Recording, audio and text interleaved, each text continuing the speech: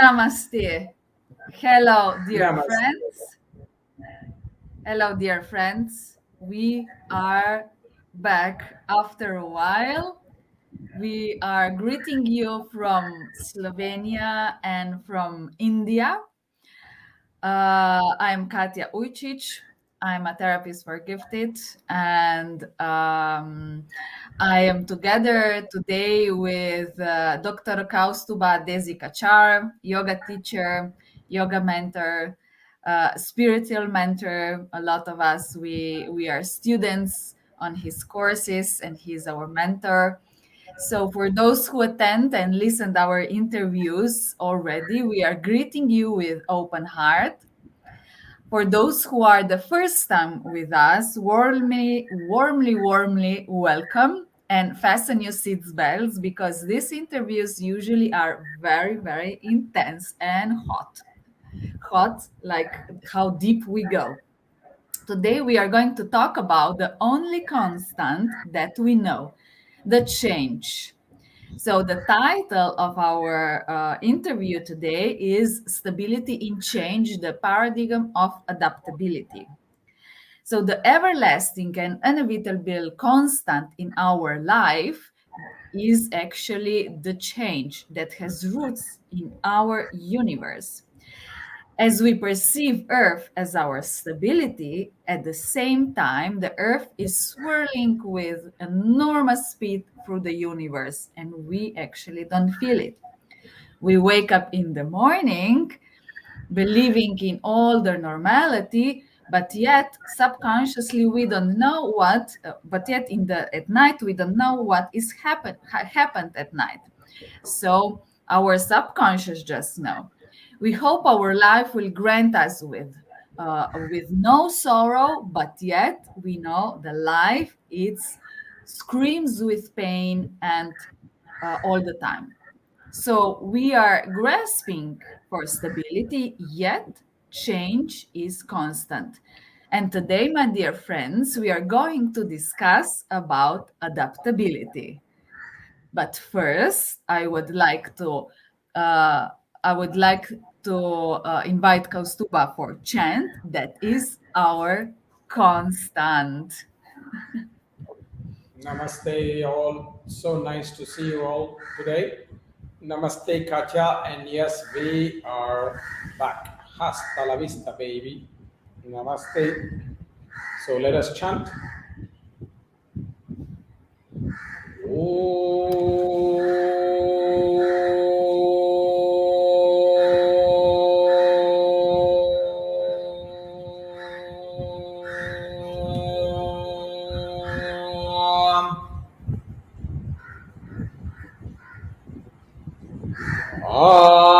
आयातु वरदा देवी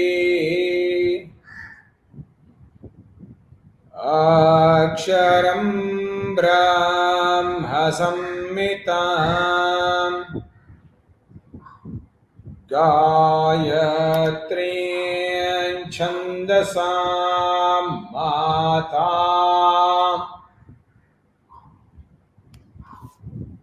इदं ब्रह्म जुषस्वनः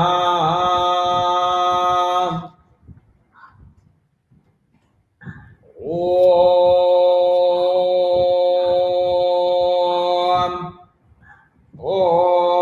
ओजोषि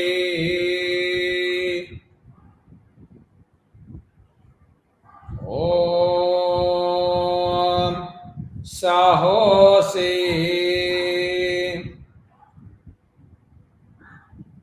ॐ बलमसि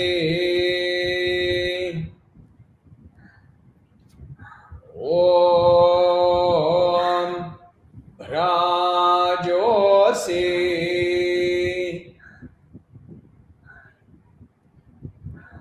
ॐ देवानां नमासि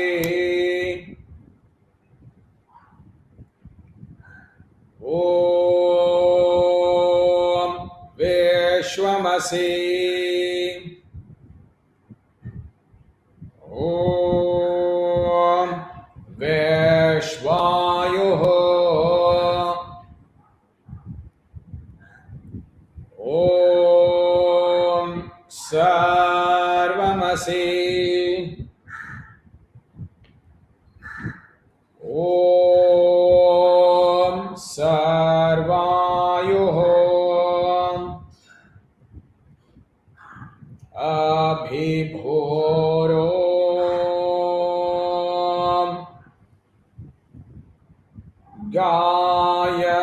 गायत्रीम् आवाहयामि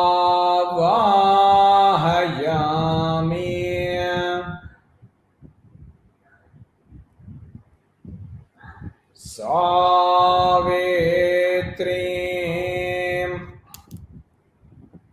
आवाहयामि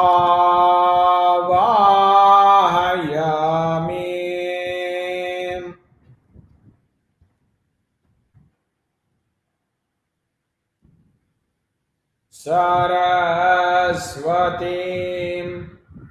आवाहयामि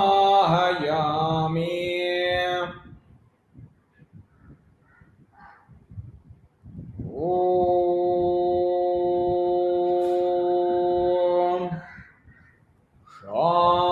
शान्ति शान्ति शान्तिः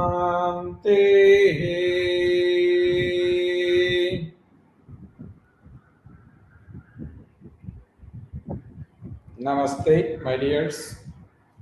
Namaste, Katja. Namaste, Kaustubha. Thank you very much for the wonderful chant. Did you choose something special for us? This chant is about the Gayatri, the sun in the female form, and it Yes. is asking us to invoke the sun into our heart because the sun is considered a symbol of stability because it's constantly there, always for us. At the same time, it's also changing because the sun's position is moving slowly each day from north to south half the year and then from south back to north the other half of the year. So even though it's a symbol of stability, it keeps changing. And that is the reality of life as well. We need to embrace both something that is stable, but also embrace that what is stable is also changing. For example, today is Friday, and 1 week from now, it'll also be Friday. But this Friday and the next Friday will not be the same. There'll be different Fridays, but even though they are Fridays. So there is stability because we can actually predict that 1 week from now will be another Friday, so that's stable. But at the same time, there is change because from now to then, not only the Friday will be different, not only because of external circumstances, but also because of internal circumstances, because we would have changed. So sometimes, even when we come back to the same place, it's different. How is that proverb? When we step into the river is always a different river. Yeah, it's never the same.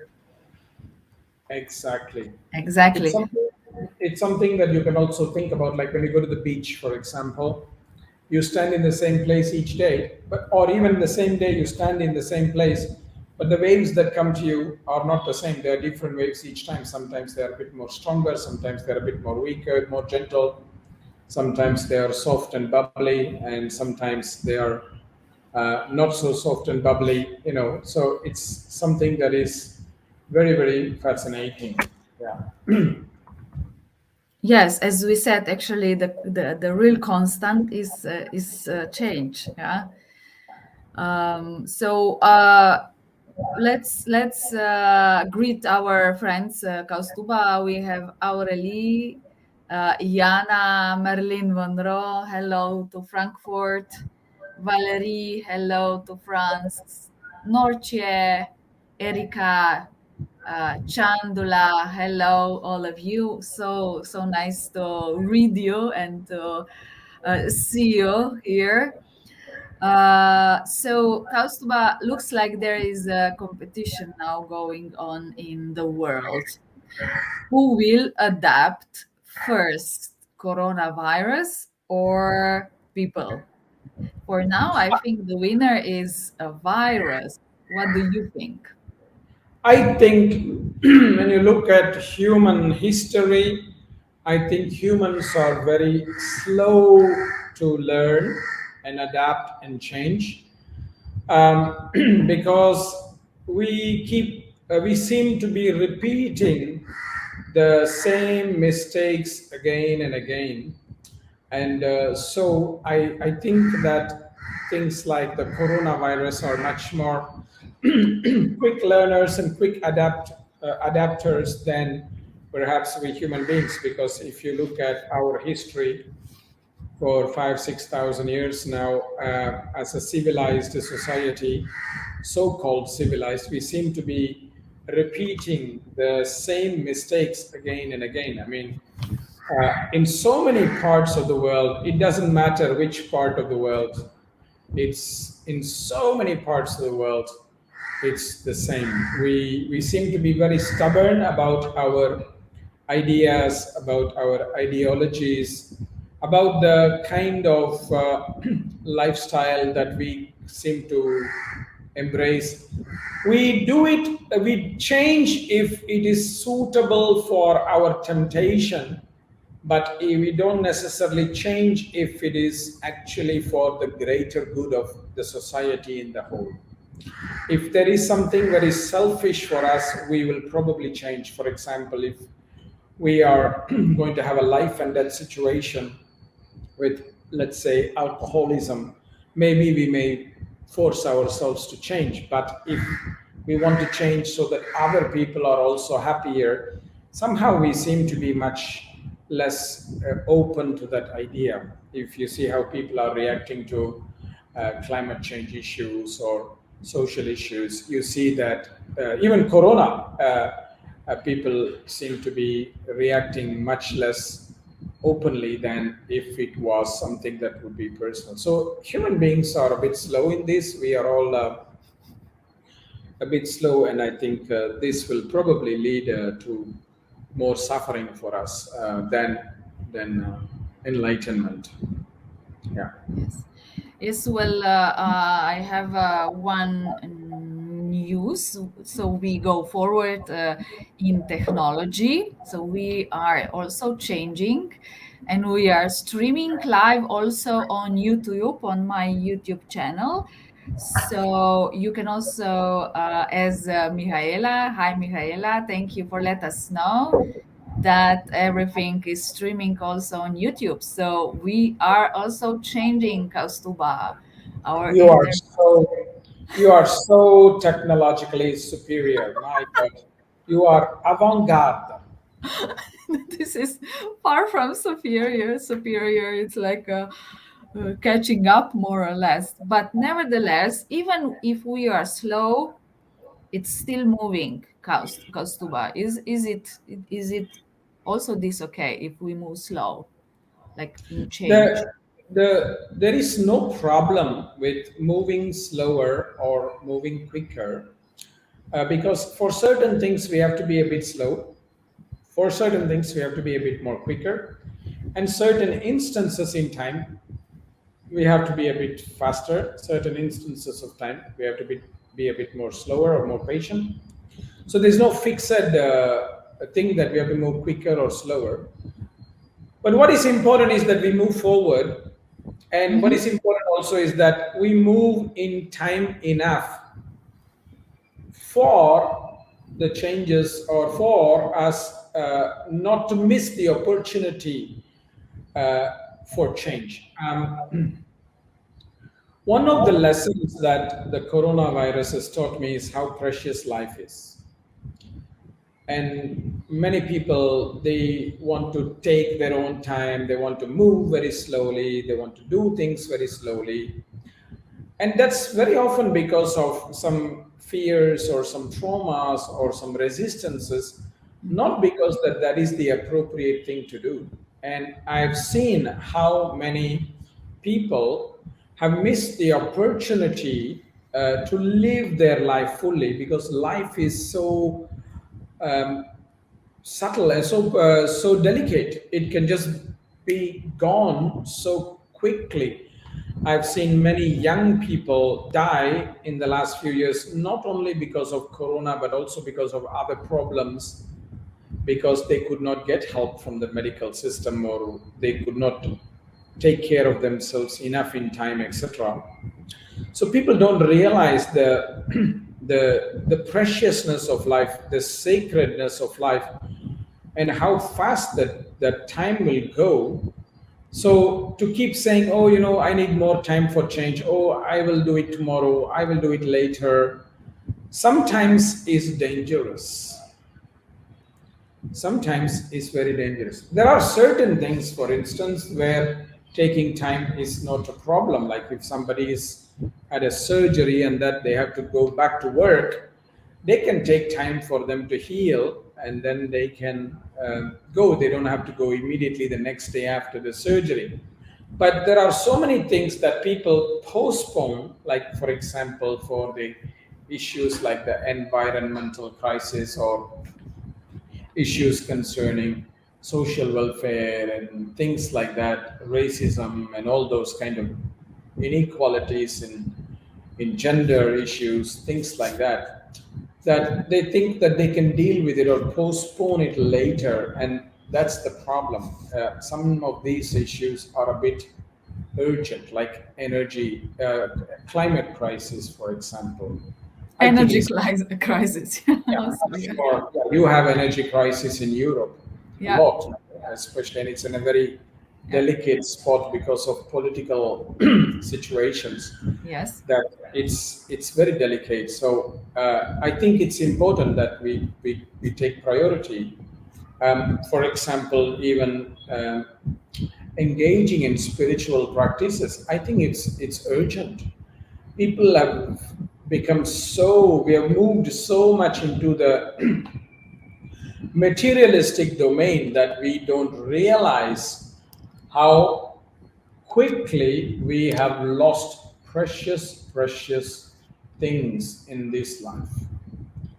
We Yeah. don't realize how much precious things we've lost. And I was just talking about it with my students 100 years ago. People like my grandfather lived in 1922, for example. There were people like my grandfather and few other yoga teachers. There were probably like a handful of yoga teachers in the world at this time. However, their knowledge was much more superior than many people today. However, when you look at the situation today, there's so many yoga teachers, so many people having even called so-called ashrams and other things. But the quality of yoga is just dropping. They just sing and dance, oh, Hari Om, Hari Om, Hari Om, but there is no quality of teaching. And there is a spiritual lacuna, a spiritual vacuum, even in so-called spiritual schools. That's why I feel it's urgent to address these issues before it's too late. I mean, before it's too late. Do you think that the humanity can come to the point where there will be too late? Maybe it's just like that, the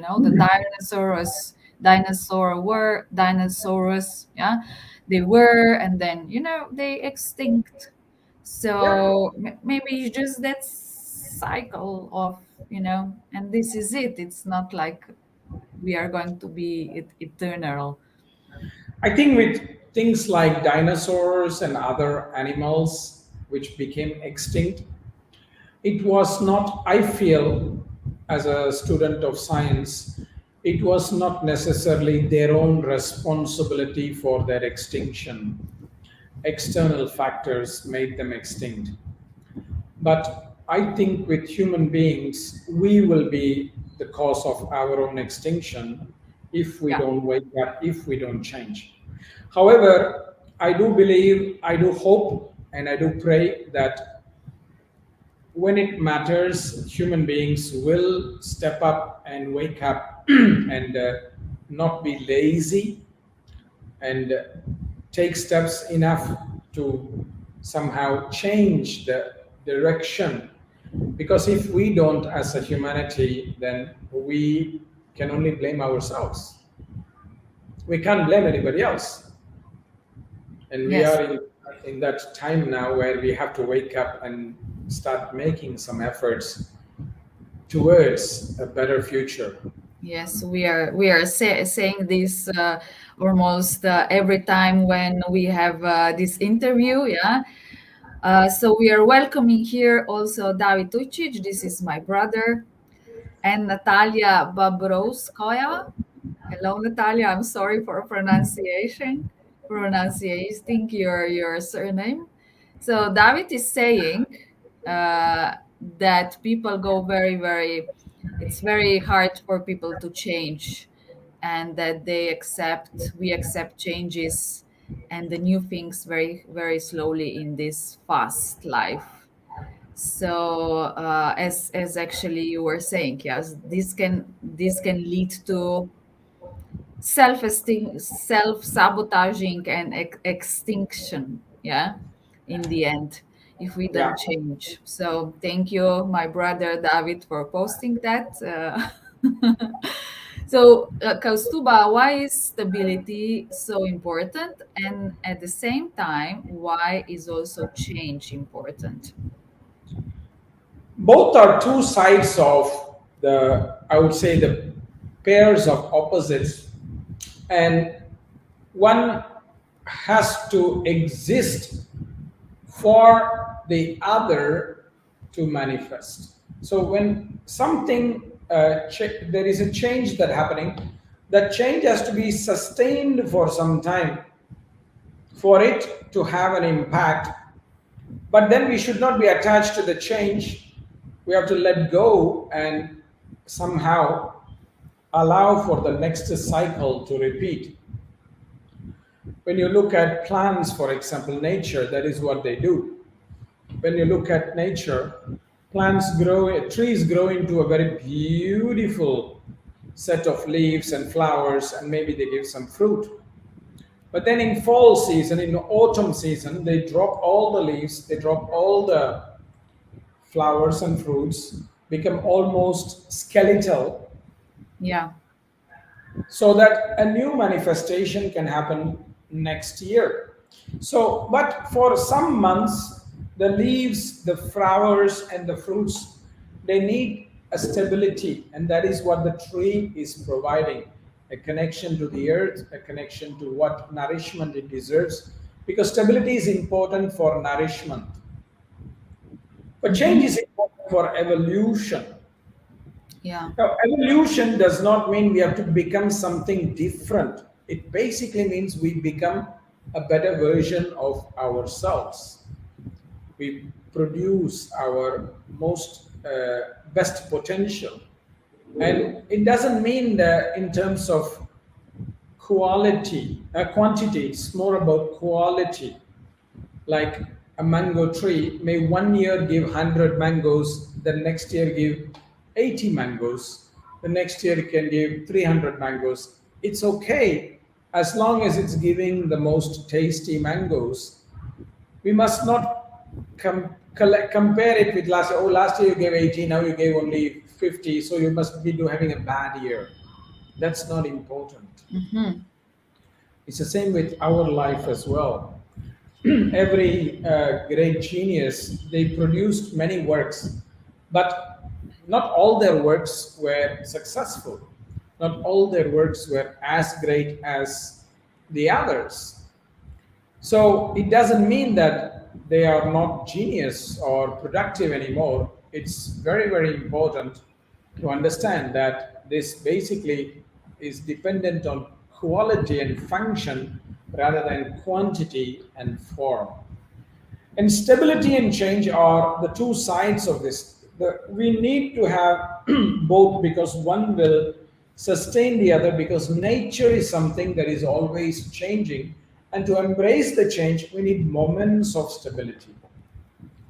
And there's also a more metaphysical way of understanding this, which is that it's only because of the stability that we can observe the changes. who is observing the changes is the stable one in us. That's what in yoga philosophy we call as Purusha, the stable one. Whereas the one that keeps changing is matter. That keeps changing every moment, every day, but there is somebody who is stable who observes the changes. So the stability is also needed for observing the changes, and change is also needed so that it gives the stability some value for that time frame of which it has to remain stable and in its potential. So that's why I say that they are kind of go hand in hand. Yeah. uh, we call it Sattvada and Parinamavada in Hmm. yoga.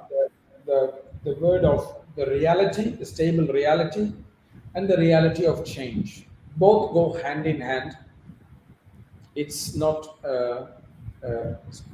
two different things. There is one thing in us that is not changing, or in form, consciousness, but there's another thing in us that is always changing, that is our body, mind, and senses. We are not having the same body as we had even yesterday. Our body changes. Yeah. So, so actually, as I'm hearing you, it's maybe we need just reframe what change and stability is. Yeah. So, stability is not something that it's rigid and that we are on just one spot. Now we have, let's say, a house and a little garden and a job, and this is it. Yeah. The stability is time where, let's say, the changes are integrating positive and negative, yeah, and that we are nourished in this stability. I think people confuse stability to possessions. Aha. Okay. So people have think that if they have a house, they are stable. If they have Yeah. a job, they are stable. If they have a partner, they are stable. It's not. It's not. Yeah. What's important is to remain stable with the experiences of life each day. I mean, my grandfather lived 100 years, but he never owned a house. He never owned a house. So it doesn't mean that he was unstable. And many people think that if they have a peaceful marriage or a peaceful relationship, they are stable. That's not the purpose of a relationship. What stability means is that you are with the same partner for many years, but you have a full experience with the partner, a range of all emotions, because an intimate relationship is the place for the most intimate emotions, which does not only mean one set of emotions, but all sets of emotions. So you have to Mm-hmm. be happy, you can be sad, you can have grief, you can have frustration, you can have irritation. This is normal. People say, I want stable relationship, I don't want any emotions, I don't want any excitement, I just want peaceful relationship. That's not a relationship in my view. That's kind of like a Mm-hmm. boring uh, house situation, because the Yeah. moment you have intimacy, it's a volcanic territory, Yeah. and no people are going to be the same each day. So your partner is changing each day, you are changing each day. So who you were 10 years ago and who you are today are not the same. So partners are changing. But what's stable is should be the connection that Mm-hmm. people share between each other, the intimacy, the connection that they share with each other, that binds them together. And it's very difficult because people are not interested in that connection. They're interested in something what is called, say, giving them a false sense of security.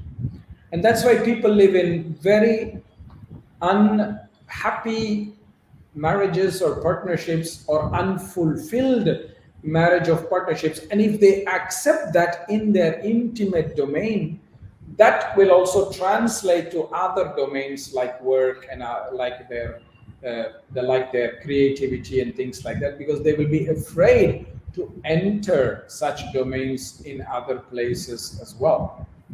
Basically, it means they're not close enough with their own intimate self, because that is what is important.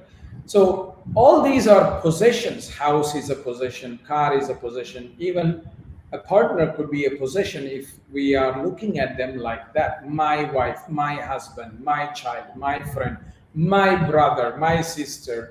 If we look at everybody as possessions, then we are in great trouble. And I think that is the biggest fault of humanity. We look at everything as possessions.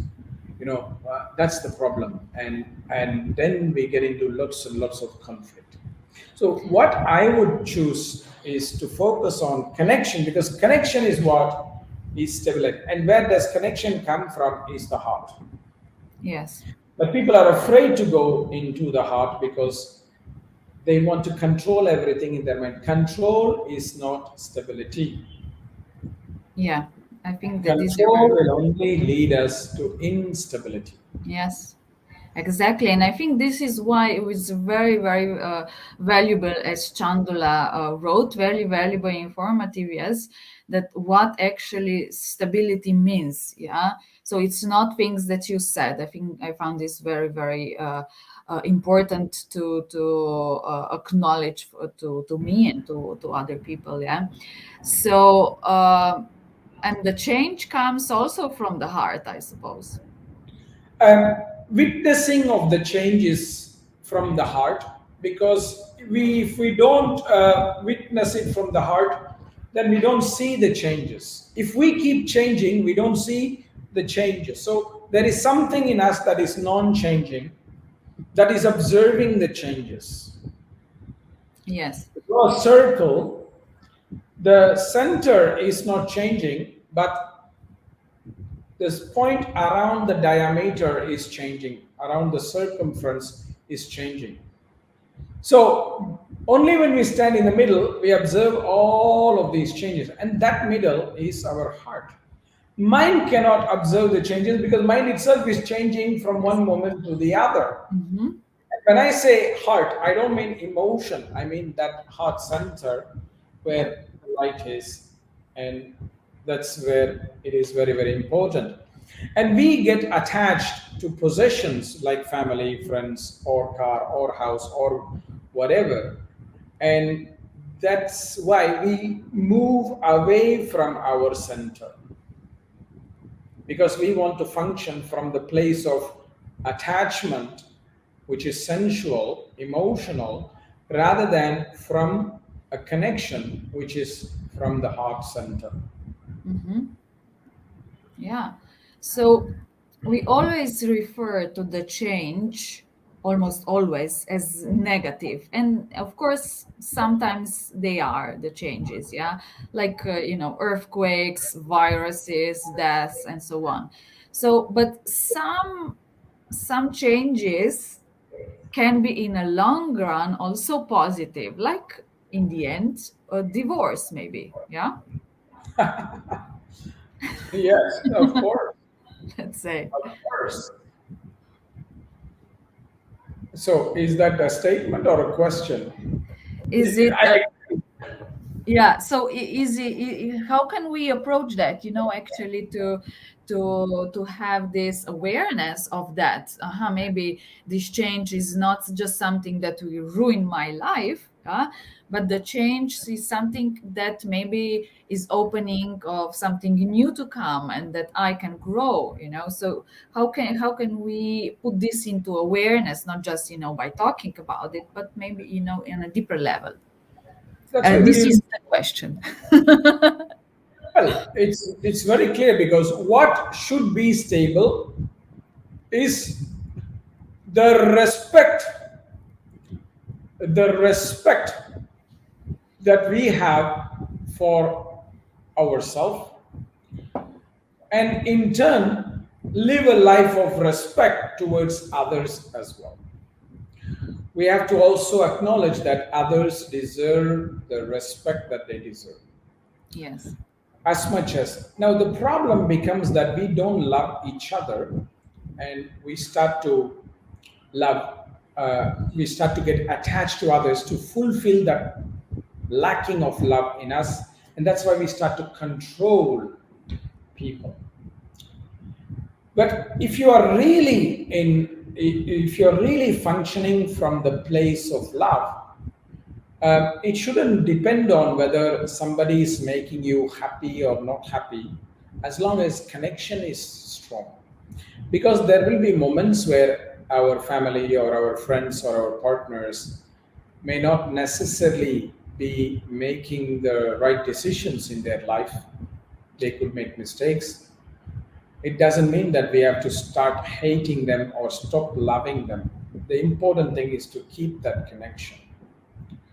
And I think that is what is the big lesson, because why is a divorce good in certain cases, like you said, is because the relationship is unhealthy. So you people made a wrong, came together maybe under good circumstances, but maybe they changed so differently, or they kind of lost the connection to each other, or they made the attachment under wrong set of circumstances, that they don't more feel healthy for each other after a certain point of time. Now, this happens because maybe one or both people are not interested in working in the relationship, on the relationship, which basically means that it's finished. So there is not a lack of respect. The connection is disappeared, or people find out that we are no more suitable for each other and things like that. So sometimes separation can be positive, and sometimes staying together can be negative. In some cases, it could be the opposite. Sometimes staying together in an appropriate and healthy relationship could be very helpful. Separation can be very harmful, especially if it's under the wrong set of circumstances. So I think we need to not put everything into one box, that this is always good, this is always bad, because things can change. Yes. Mhm. Yeah. So Norcia is asking a question: is Corona to see as a change for humanity, and for the good or for the bad in long term? This is actually the question we are all questioning ourselves. Yeah, and I think it's very important. So what is your opinion about that? I feel that this Corona has is an opportunity for humanity to come together and change for the positive. What makes me very sad is, in this time, the great powers of the world are fighting with each other rather than coming together to find common ground. I'm very saddened that countries like America, United States, not America because the Latin Americans will not be happy, United Mhm. States, Russia, China, they're all fighting with each other rather than working together as a way to solve humanity's problems. I mean, can you think about it? The resources that these great powers have, the NATO, for example, the US, China, Russia, India. If we can put all of our scientists together in the same room to fix a problem, do you really think they can fix it? We have the brightest minds in the world. But rather than collaborating, we are experiencing a situation of conflict. So the corona is a great opportunity for us to come together, and I hope people will come together. I would really appreciate if all these governments can just put aside their conflicts and focus on coming together. And whether it's good or bad for humanity in the long term, it depends on what lessons we are willing to learn from it. For me personally, I have had so many positive lessons from the corona happen to my life. Of course, there has been some challenges as well, but I've had some very positive lessons that I've had, and I'm very grateful for that. I'm very grateful for that. So each one we have to see what we have to focus on. I never spent so much time with my mother before, but now for the corona, I've spent so much time. And I think it has been very positive because I think finally she has really understood who her son is because she never understood me before.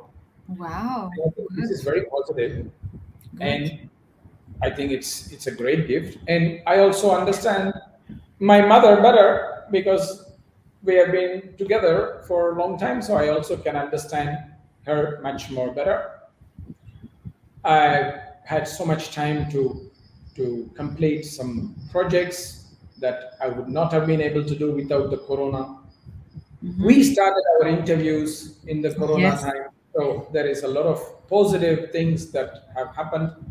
So there is not going to be only a positive or negatives out of this situation. There is also some challenging situations that the corona has brought.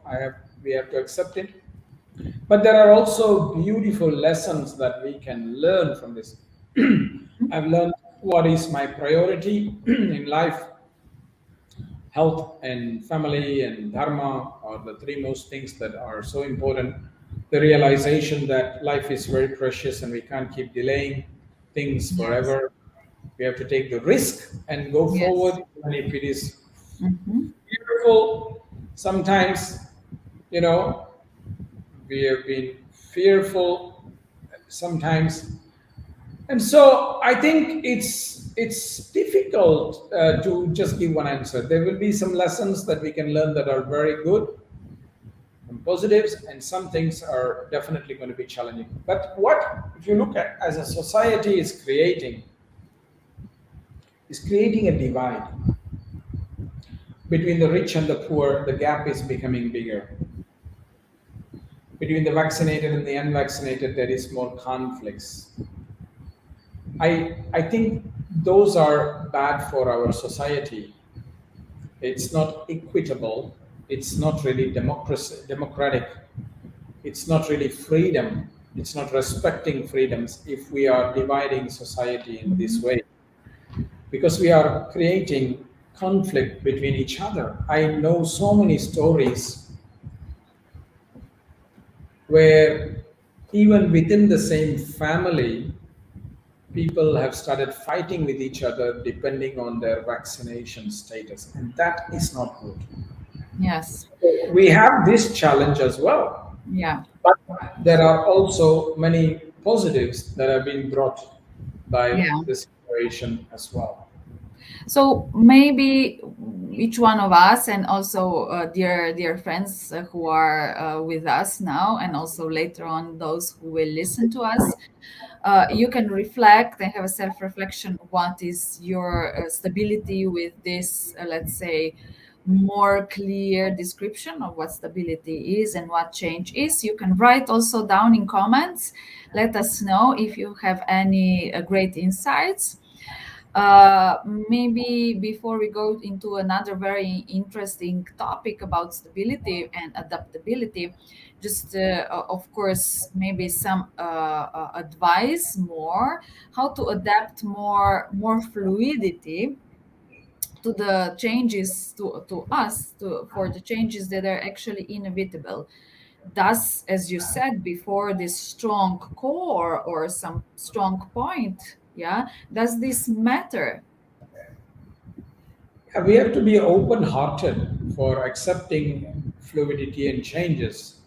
When you look at nature, everything is changing, and we accept that today the flower is a bud, next day it blossoms, the day after it falls off, it becomes old and withers. We accept it in nature.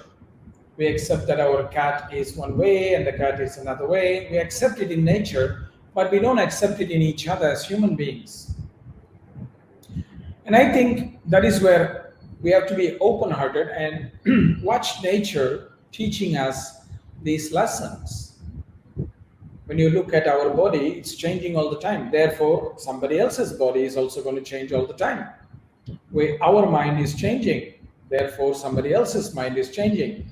We want our personal choices. Therefore, we have to accept other people to make their personal choices. As long as we are not harming each other. Like we don't create violence for each other. I think we should accept each other's changes with an open heart. And I think that is the Mhm. problem with people is people are becoming too mental and less connected to the heart. So And that's the yeah. problem. So is it possible, or yeah, that is it possible that an open heart demands a strong point, or at least one point that it's strong?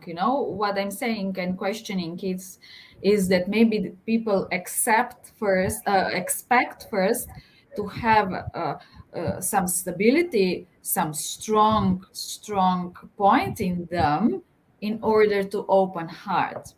Because if we first open heart with no or shaky legs, yeah, then people are afraid.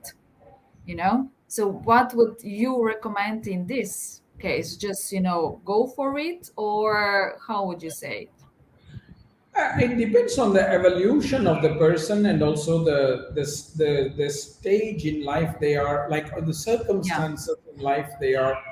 If they are already in a moment of transition, like change of job or change of relationship status or things like that, in that delicate moment, to just embrace everything that comes can be quite overwhelming.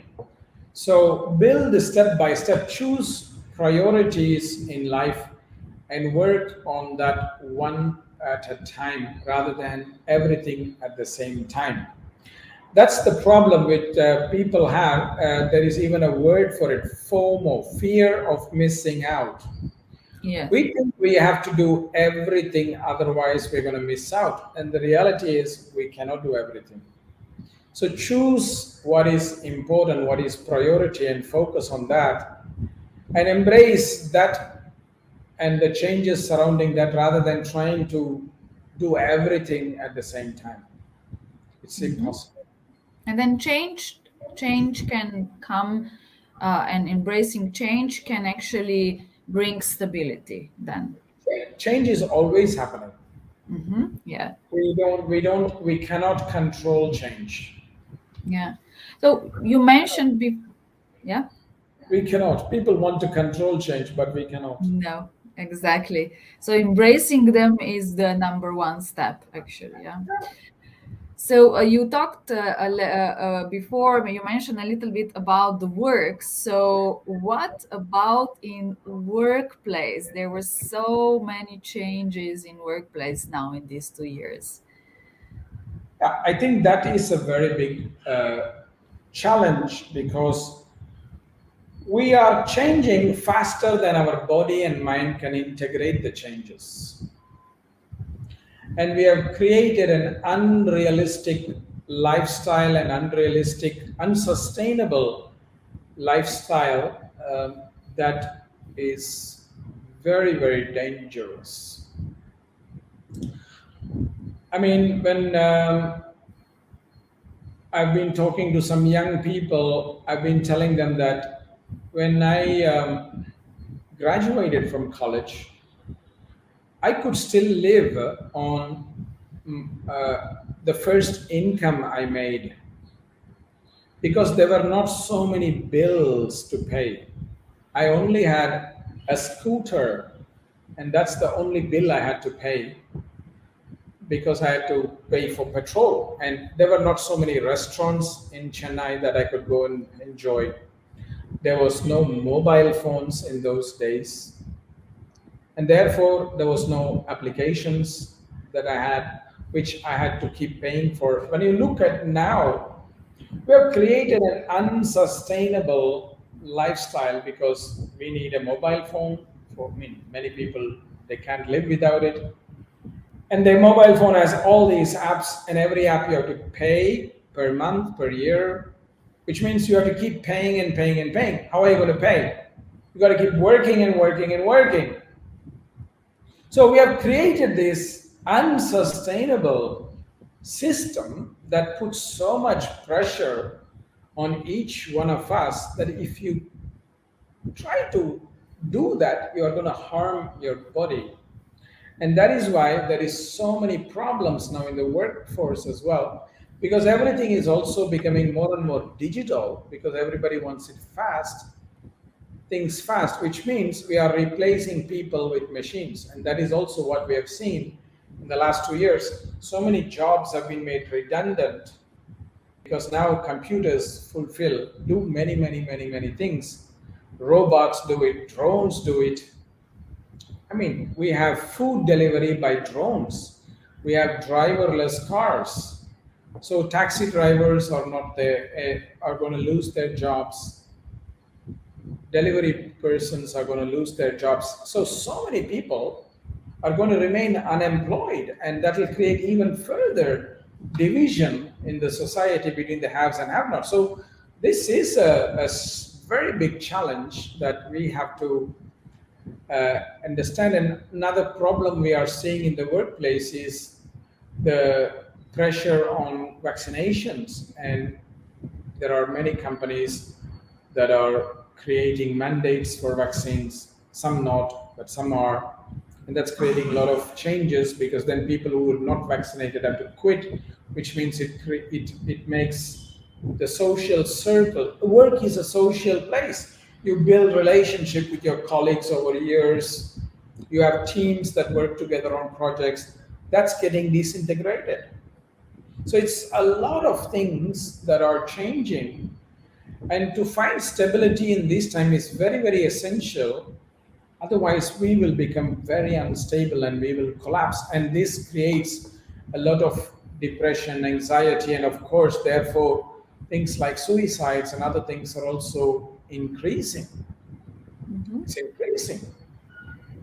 So, what about leadership? Do you have a feeling we need to change also the leadership approach? I Because think we need I yeah. think we need mature, stable leaders around the world who are able to lead by example. But that is the problem we are facing now, is we don't have so many leaders, because a leader is somebody who leads by example. Leaders are not people who just say something and do something else. And I think that is a lacuna we are feeling as well, and that is what we need, actually, leaders to lead us by example. We need it, there is no doubt about it. Yeah, so I have a feeling that the future that actually belongs to the nowadays children will be very much different, maybe even because it's faster, yeah. So, but probably will be in a way positive and negative, yeah, from our perspective for sure. What kind of approach do you recommend in order to accept this, to be with peace or with ourselves? We have to accept what is happening, and we have to be conscious of creating less and less problems for them in the future.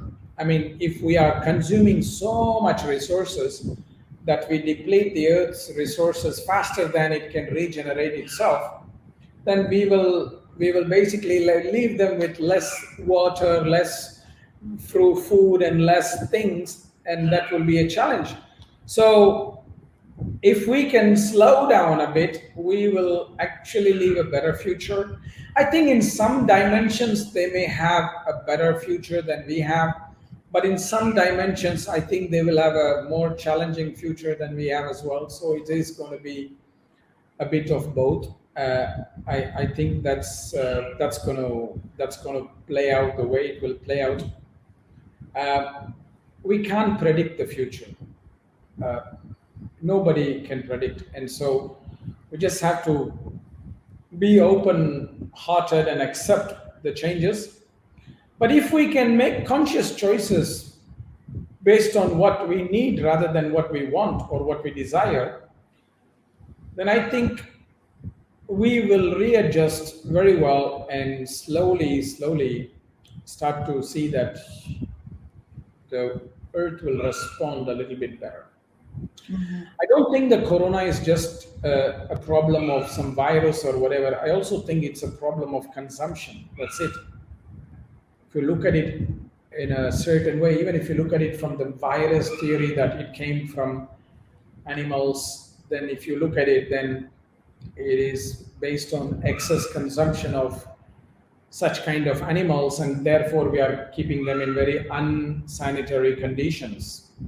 If you go to the other extreme, to the other theory that, well, it's man-made, then it also is about consumption. Because why is it man-made? Because obviously somebody wants to control the world so that they can consume more.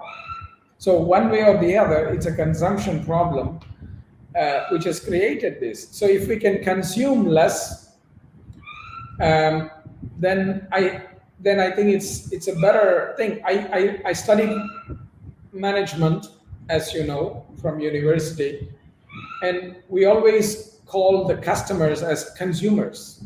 Yeah. And that's a terrible word, because if you keep consuming, that's the problem. We should keep it more like enjoyers, because if you enjoy something, you don't need more consumption. I mean, people have 5 cars, they don't Yeah. enjoy any of them. They have Yeah. 20 pairs of shoes, they don't enjoy any of them. I Yeah. mean, 10 phones, 5 laptops. Why? Because it's a status. Oh, I like this, I like that, I like that, I like this. And they're not even enjoying or putting it into their dharma. So that's what we have to start doing. And I think if we can start doing, I think we will leave a slightly better future for our next generation. I feel very sad sometimes for the next generation, because there is more and more pressure on young people now. In India, for example, there's between 30 to 35 young children between the age of 5 and 11 committing suicide every day. That's only the age group 5 to 11.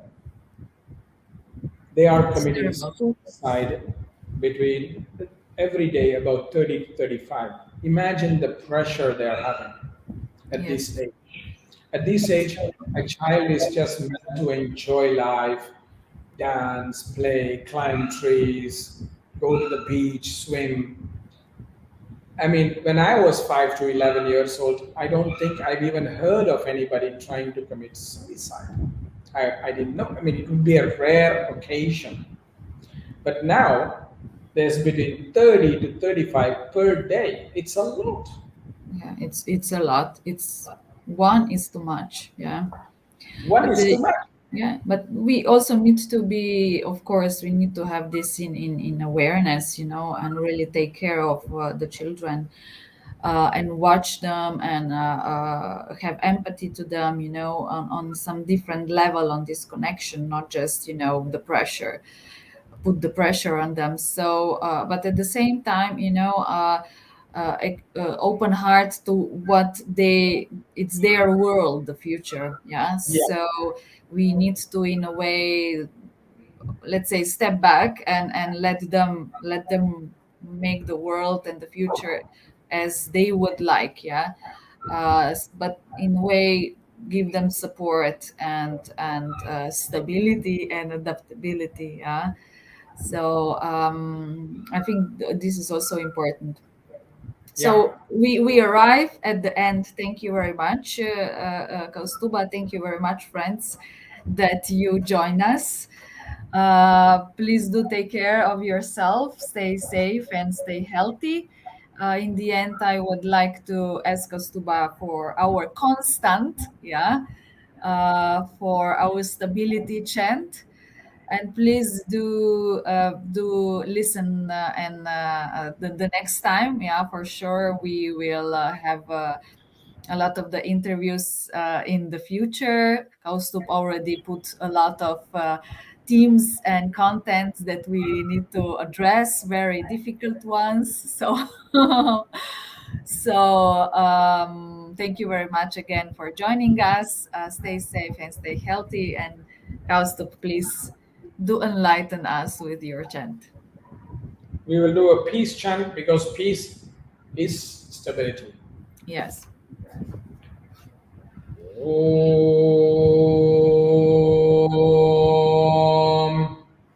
शन्नो मित्र शं वरुणः शन्नो भवत्वर्यमा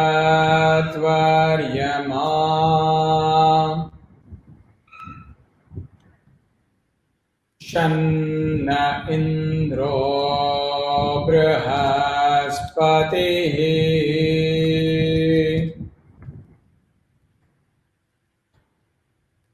शन्नो विष्णुरुक्रमः नमो ब्रह्मणे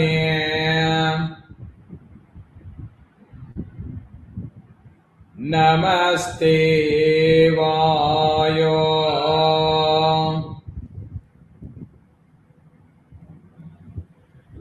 त्वमेव प्रत्यक्षं ब्रह्मासि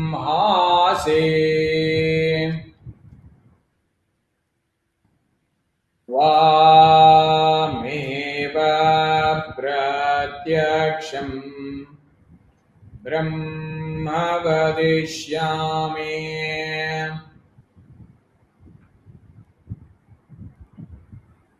ऋतं वदिष्यामि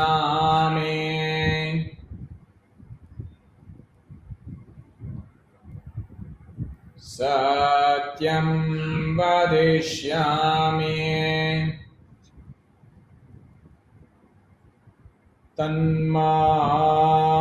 तन्मामवतु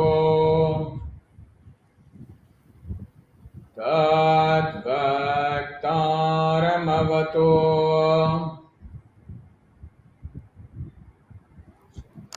अवतु माम् अवतु भक्तारम् ॐ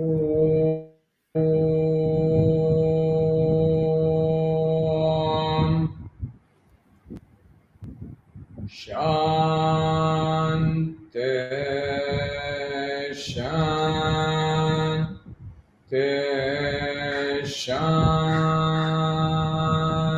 शान्तिः